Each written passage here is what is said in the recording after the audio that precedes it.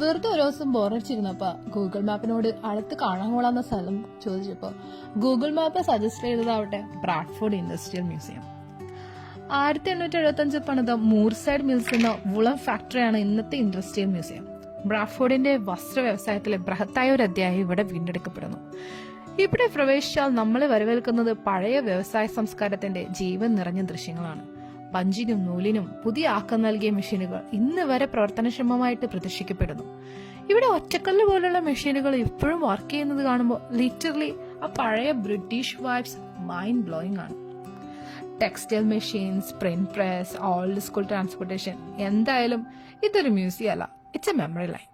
ഒരു കാലത്ത് simple manual വർക്കിൽ നിന്ന് super power level textile industry എങ്ങനെ പിറവിയെടുത്തെന്നത് നമ്മൾ ലിറ്ററലി കാണുന്ന ഒരു ഡോക്യുമെന്ററി ആണ് ഇവിടെ.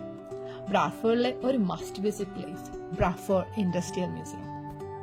വെറുതെ ഒരു ദിവസം ബോറടിച്ചിരുന്നപ്പോ ഗൂഗിൾ മാപ്പിനോട് അടുത്ത്